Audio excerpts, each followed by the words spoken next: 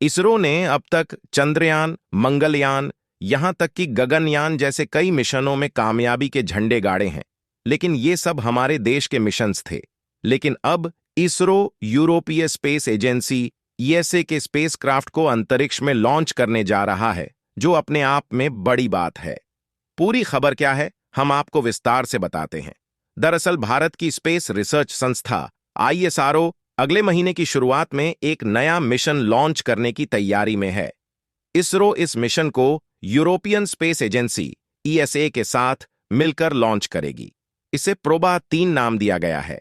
Mission में 2 spacecraft शामिल होंगे, जिन्हें भारत के सतीश धवन स्पेस सेंटर श्रीहरिकोटा से लॉन्च किया जाएगा। प्रोबा-3 अपने आप में एक बेहद खास मिशन है। आइए जानते हैं यह क्यों महत्वपूर्ण है और मिशन के पीछे दोनों स्पेस एजेंसियों का क्या मकसद है। यह मिशन इसलिए खास है क्योंकि यह पहला ऐसा मिशन होगा जिसमें 2 स्पेसक्राफ्ट एक साथ एक सटीक गठन में उड़ेंगे। यूरोप का प्रोबा-3, जिसमें कुल 14 देशों और 40 कंपनियों की भागीदारी है, जिन्होंने मिलकर इस अभियान को तैयार किया है।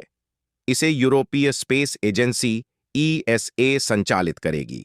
प्रोबा-3 2 सैटेलाइट वाला अभियान है जो स्पेस में आर्टिफिशियल सूर्य ग्रह जैसी स्थिति बनाएगा, जिससे टेलीस्कोप सूर्य का अध्ययन कर सके। इस मिशन का मकसद है सूर्य के बारे में डिटेल स्टडी करना। यह मिशन एक कारनामा होगा क्योंकि यह सूर्य के वायुमंडल की स्टडी में मदद करेगा, जिसे कोरोना कहते हैं। इस मिशन में 2 स्पेसक्राफ्ट शामिल किए जाएंगे। एक का नाम ऑनकल्टर स्पेसक्राफ्ट ओएससी है, जो कि 200 किलोग्राम का होगा, जबकि दूसरे का नाम कोरोनाग्राफ स्पेसक्राफ्ट सीएससी है, जो कि 340 किलोग्राम का होगा। इसमें लॉन्च के समय ओएससी स्पेसक्राफ्ट ऊपर की तरफ रहेगा, जबकि सीएससी इसके नीचे मौजूद रहेगा।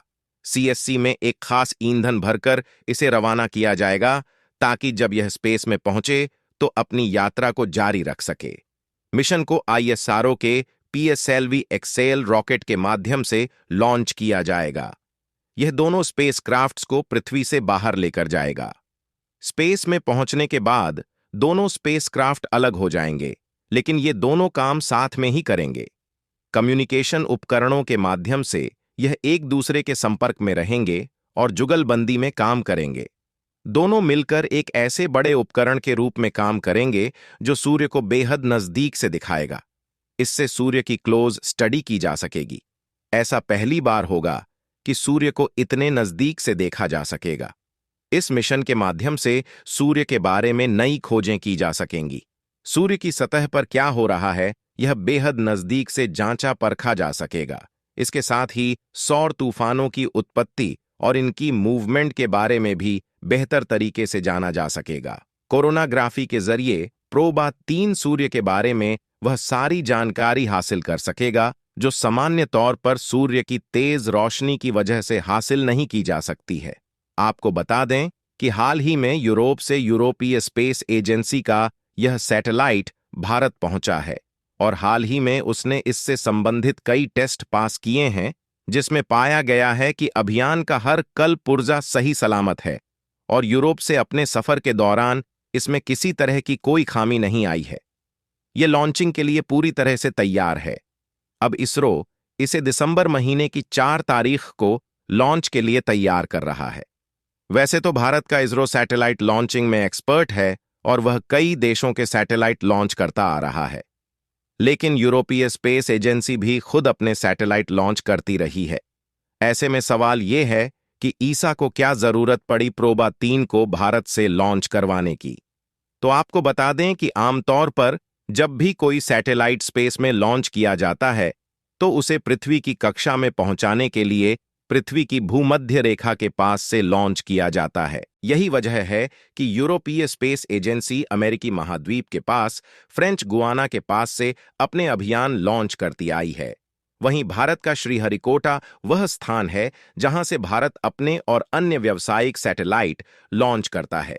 यूरोपीय देश भूमध्य रेखा से काफी दूर पड़ते हैं। ऐसे में एजेंसी का कोई भी उपग्रह यूरोप से लॉन्च नहीं किया जाता है।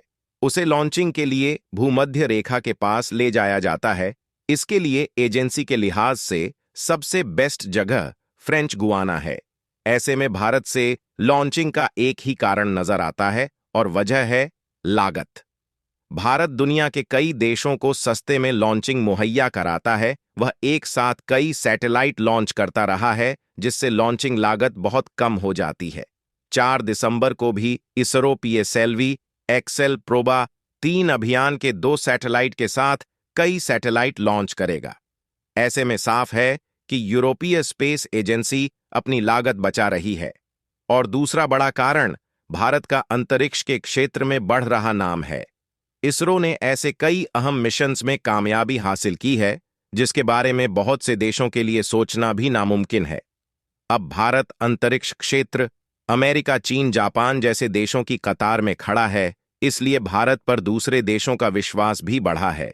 उसी का नतीजा है कि यूरोपीय स्पेस एजेंसी अपने मिशन की लॉन्चिंग के लिए भारत का रुख कर रही है, और ये सभी भारतवासियों के गर्व की बात है। आपकी इस बारे में क्या राय है, आप कमेंट करके हमें बताइए।